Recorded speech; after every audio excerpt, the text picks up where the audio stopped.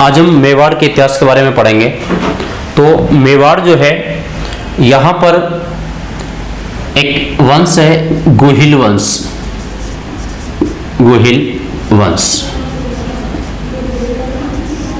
गोहिल वंश की स्थापना लगभग 566 ईस्वी को एक व्यक्ति था गुहादित्य। गुहादित्य द्वारा की गई 566 ईस्वी में। इसी गुहिल वंश में एक शासक हुआ है, वो हम पढ़ेंगे रावल रतन सिंह। रावल रतन सिंह,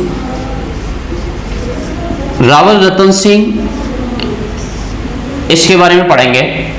तो रावल रतन सिंह जो है, ये पुत्र था समर सिंह का। समर सिंह इसका पुत्र है रावल रतन सिंह।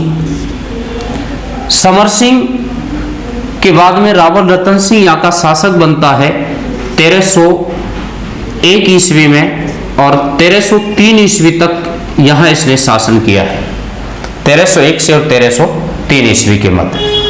इस समय की अगर हम भारत की कंडीशन देखें तो इस समय दिल्ली में सल्तनत काल था। दिल्ली यहाँ पर सल्तनत काल है, और सल्तनत काल में यहाँ पर शासन था अलाउद्दीन खिलजी का।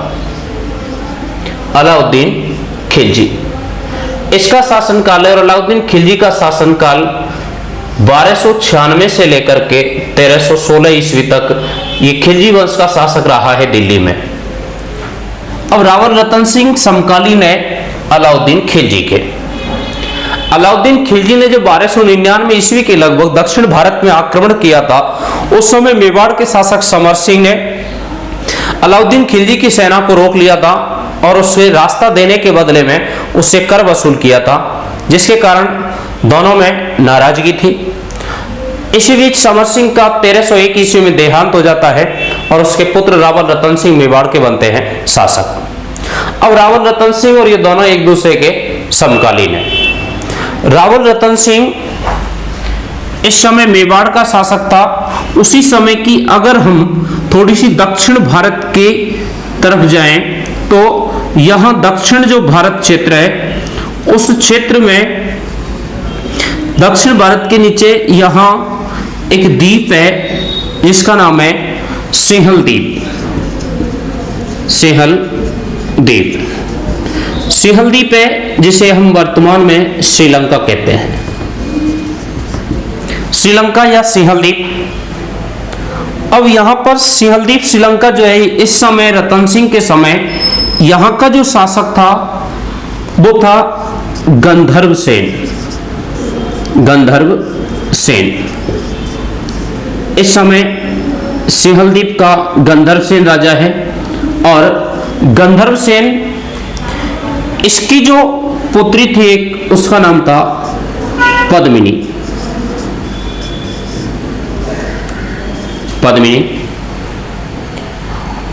अब यहां पर एक मध्यकाल में दिल्ली में एक शासक हुआ शेरशाह सूरी। शेरशाह सूरी, इस शेरशाह सूरी का एक दरबारी कवि है मलिक मोहम्मद जायसी। मलिक मोहम्मद जायसी, उसने एक ग्रंथ लिखा 1540 ईस्वी में, और 1540 ईस्वी में उसके द्वारा जो ग्रंथ लिखा गया उसे कहा जाता है पद्मावत। पद्मावत ग्रंथ लिखा मलिक मोहम्मद जायसी ने। अब ये पद्मावत जो ग्रंथ है मलिक मोहम्मद जायसी का, इसमें ये लिखता है इस सिंहल द्वीप की राजकुमारी का नाम पद्मावती। पद्मावती, और एक नाम हमारे पास में है पद्मिनी। तो ये एक ही राजकुमारी है। क्वेश्चन दो तरीके से पूछा जाता है इसमें, कि अगर डायरेक्ट क्वेश्चन पूछा जाए कि रावल रतन सिंह की पत्नी का क्या नाम है, अगर पत्नी आए तो हमें कुछ नहीं, डायरेक्ट क्या करना है, पद्मिनी, क्योंकि पद्मिनी और पत्नी। अगर पूछा जाए कि पद्मावत ग्रंथ के अनुसार रावल रतन सिंह की पत्नी का क्या नाम था, तो इसमें होता है पद्मावत में केवल एक की मात्रा लगानी है, पद्मावती।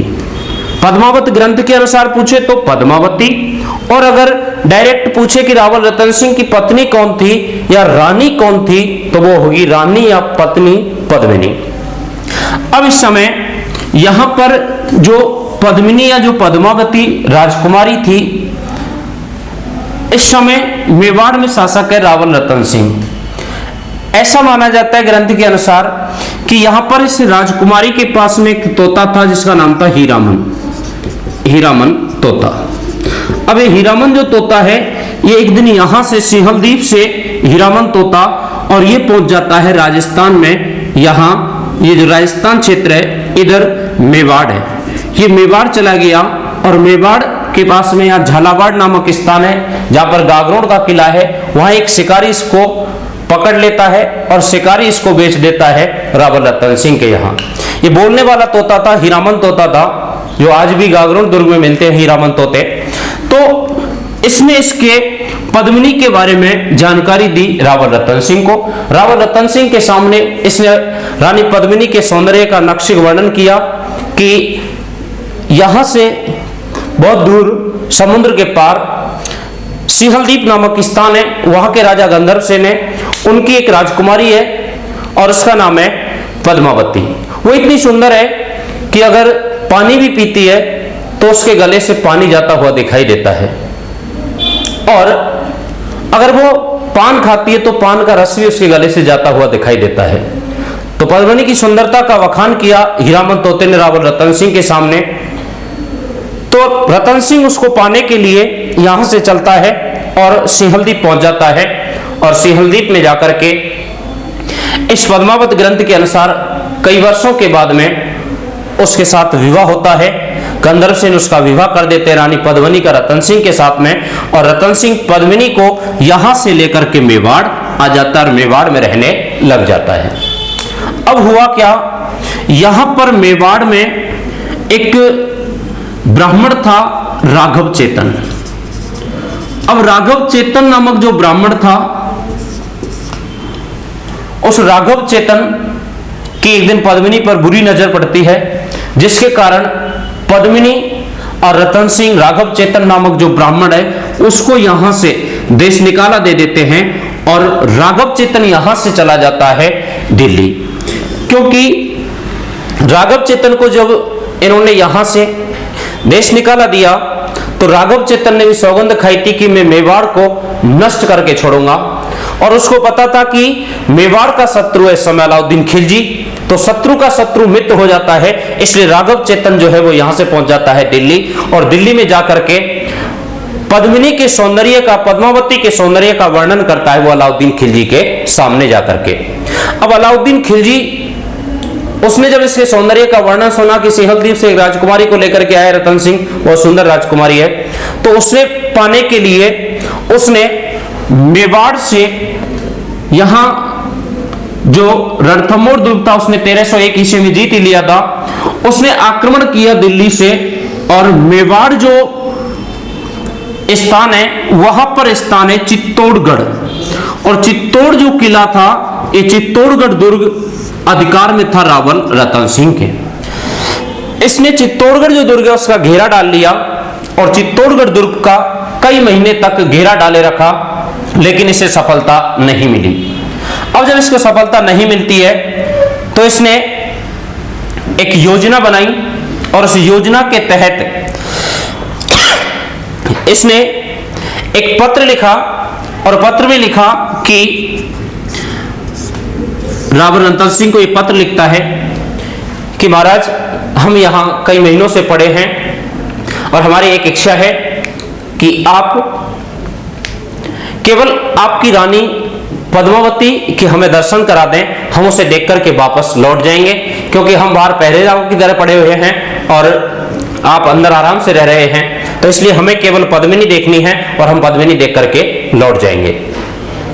अब इस बात का जब पत्र गया रावल रतन सिंह के पास में, तो रतन सिंह ने पत्र देखा, गोरा बादल और रानी पद्मिनी थी उनसे चर्चा की उस पत्र पर, तो उन्होंने साफ इनकार कर दिया और पत्र वापस अलाउद्दीन खिलजी के पास भेज दिया। अलाउद्दीन खिलजी को कोई जवाब नहीं मिला उसका कि पद्मिनी जो है उसको दिखाने से इनकार कर दिया गया। इसके बाद उसने फिर दिमाग लगाया और अब की बार उसने कहा कि ठीक है, मुझे अगर आप उसको साक्षात नहीं दिखाना चाहते तो केवल प्रतिबिंब दिखा दो। तो मेवाड़ में चित्तौड़गढ़ दुर्ग में इस बात पर सहमति हो जाती है कि रानी पद्मिनी को एक दर्पण में उसको दिखाया जाएगा। रावल रतन सिंह के यहां अलाउद्दीन खिलजी आता है चित्तौड़गढ़ दुर्ग में, और अलाउद्दीन खिलजी के लिए ऐसी व्यवस्था की जाती है कि आईना लगाया जाता है और उसमें आईने के सामने अलाउद्दीन खिलजी को खड़ा कर दिया जाता है और उसके पीछे पद्मिनी जो है वो खड़ी होती है और उसमें उसकी परछाई दिखाई देती है। और अब रतन सिंह अलाउद्दीन खिलजी के पास खड़ा था, दोनों खड़े होते वो देख रहा था और उसने देखा और उसके बाद में उसको रतन सिंह उसने इसको पर्दा जो था उसको गिरवा दिया और अलाउद्दीन खिलजी को बाहर जाने के लिए विदा करने के लिए वो दोनों वहां से चलते हैं। अब जैसे वो उसको छोड़ने लगा तो उसने कहा कि आप हमें विदा करने चलो। तो हिंदू संस्कृति के अनुसार कोई भी हमारे घर अतिथि आता है तो उसको विदा करने जाते हैं, गेट तक सी ऑफ करते हैं, छोड़ने जाते हैं। तो उसी परंपरा के अनुसार, राजपूती परंपरा के अनुसार रावल रतन सिंह उसे विदा करने के लिए चला गया, लेकिन उसके साथ धोखा किया रावल रतन सिंह के साथ में, और रावल रतन सिंह को बंदी बनाया और बंदी बनाकर को यहां से वो अलाउद्दीन खिलजी उसे दिल्ली ले जाता है। अब इस बात का जब मेवाड़ में पता चला तो खलबली मच गई कि रावल रतन सिंह को बंदी बनाकर के अलाउद्दीन खिलजी दिल्ली ले गया। अब आगे क्या हुआ वो देखते हैं। तो अब यहां से रावल रतन सिंह कैद में है दिल्ली में अलाउद्दीन खिलजी के पास में। रावल रतन सिंह यहां दिल्ली में, रावल रतन सिंह, रावल रतन सिंह अलाउद्दीन खिलजी के पास में है। अलाउद्दीन खिलजी ने यहां से एक पत्र लिखा और पत्र लिखा रानी पद्मिनी के लिए। उसमें लिखा कि आपको कल मेवाड़ से दिल्ली आना होगा। अब यहां पर दो वीर सेनापति थे, गोरा और उनका भतीजा बादल। अब गोरा और बादल दो बहुत वीर और शक्तिशाली सेनापति थे मेवाड़ के रावल रतन सिंह के।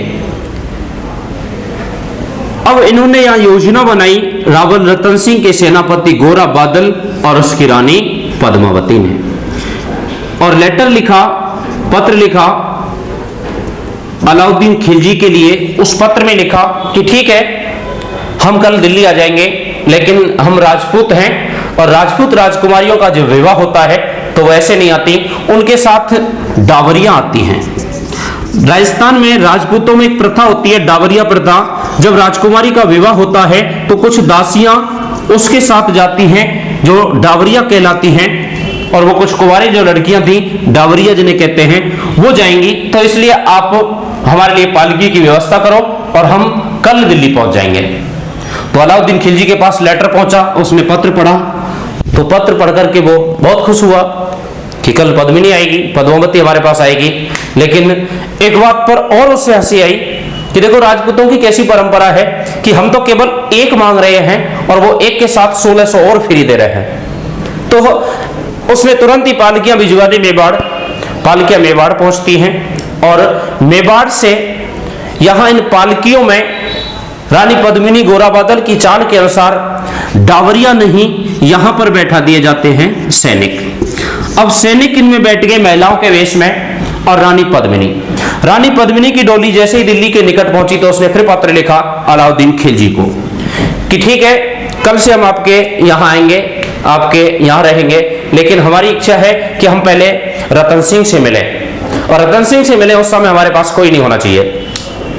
अब इस बात के लिए अलाउद्दीन खिलजी तैयार हो जाता है कि ठीक है, एक दिन की तो बात है, कल से हमारी बेगम होगी, तो आज के लिए रतन सिंह को छोड़ देते हैं। अब रतन सिंह जो है इससे मिलने के लिए आता है, लेकिन रतन सिंह गुस्से में था क्योंकि खुद तो आई है और 1600 को अपने साथ में और लेके आई है। 1600 महिलाएं जो थी उनको और लेके गई, तो वो गुस्से में था।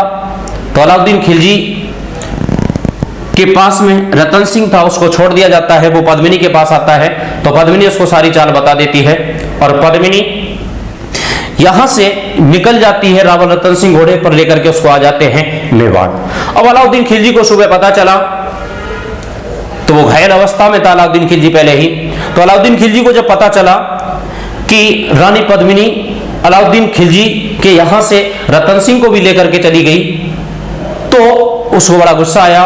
वहां पर कुछ मुगल जो सैनिक थे उनमें और गोरा बादल में युद्ध होता है, जिसमें गोरा और बादल लड़ते हुए वीरगति को प्राप्त होते हैं। गोरा बादल लड़ते हुए वीरगति को प्राप्त होते हैं और रानी जो पद्मिनी है वो और रावल रतन सिंह मेवाड़ आ जाते हैं दिल्ली से। अब इस बात का जब उसको पता चला अलाउद्दीन खिलजी को, तो अलाउद्दीन खिलजी नाराज हो जाता है। यह कहानी है पद्मावत ग्रंथ की, लेकिन अगर हम वास्तविकता देखें तो वास्तविक बात यह है कि अलाउद्दीन खिलजी इसने मेवाड़ पर आक्रमण किया था जनवरी में, और इसने यहां से 28 जनवरी 1303 ईस्वी को प्रस्थान किया, चित्तौड़ दुर्ग का घेरा डाला। लगभग 7-8 माह इसने घेरा डाले रखा और उसके बाद युद्ध हुआ 26 अगस्त 1303 ईस्वी को। और इस युद्ध में चित्तौड़ दुर्ग की रक्षा करते हुए रावल रतन सिंह, उनके सेनापति गोरा और बादल, इन सबने मिलकर के राजपूतों ने कर लिया यहां पर केसरिया।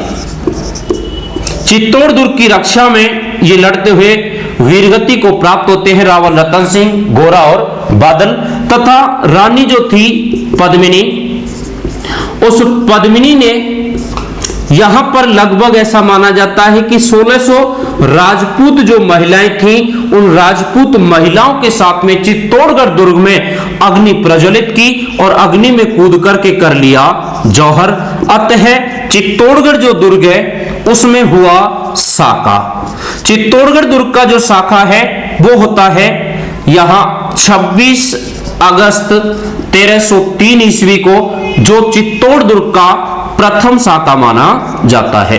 तो चित्तौड़गढ़ दुर्ग में जो पहला शाखा हुआ है उसमें केसरिया किया है रावल रतन सिंह के नेतृत्व में राजपूतों ने, और पद्मिनी के नेतृत्व में लगभग 1600 राजपूत महिलाओं ने अपने पतित्व और सतीत्व की रक्षा के लिए यहां पर जौहर किया। इस युद्ध का आंखों देखा जो वर्णन मिलता है हमें, वो मिलता है अलाउद्दीन खिलजी का एक दरबारी कवि है, उस दरबारी कवि का नाम है अमीर खुसरो। अमीर खुसरो ने एक ग्रंथ लिखा है जिसका नाम है खजाइन उल फतू है। खजाइन उल फतू ग्रंथ में इस चित्तौड़ युद्ध का आंखों देखा वर्णन मिलता है। इसके बाद में 26 अगस्त 1303 ईस्वी को चित्तौड़गढ़ जो दुर्ग है उस चित्तौड़गढ़ दुर्ग पर अधिकार हो जाता है अलाउद्दीन खिलजी का। एके का इस पर, यानी अलाउद्दीन खिलजी, इसका इस पर अधिकार हो जाता है और इस दुर्ग को वो अपने पुत्र खिज्र खां, एके का जो पुत्र है उसका नाम है खिज्र खां, उस खिज्र खां को सौंप जाता है और स्वयं दिल्ली के लिए रवाना हो जाता है और इस चित्तौड़गढ़ जो दुर्ग है उसका नाम बदल करके कर देता है खिजराबाद। तो यहां पर चित्तौड़गढ़ दुर्ग में गोहिलों की जो रावल शाखा थी, उस रावल शाखा का अंतिम शासक माना जाता है रावल रतन सिंह को, जिसने 1301 से लेकर के 1303 ईस्वी तक यहां शासन किया। इसके बाद में चित्तौड़गढ़ दुर्ग पर अधिकार हो गया अलाउद्दीन खिलजी का और 1303 ईस्वी में चित्तौड़गढ़ दुर्ग को जीत लेता है अलाउद्दीन खिलजी। यहां पर खिज्र खां शासन करता है, लेकिन बाद में खिज्र खां भी छोड़ करके यहां से कुछ समय बाद चला जाता है और एक स्थानीय व्यक्ति था यहां पर राजस्थान का, जिसका नाम था मूछाला मालदेव। इस मूछाला मालदेव नामक व्यक्ति को सौंप करके चला जाता है। मूछाला मालदेव भाई था जालौर के शासक कानड़देव चौहान का। अब कानड़देव चौहान यहां भी इसको भी परेशान किया जाता है, तो कानड़देव चौहान यहां का एक स्थानीय व्यक्ति था मेवाड़ का, जिसका नाम था जैसा और या जयसिंह। इसको सौंप करके चला जाता है।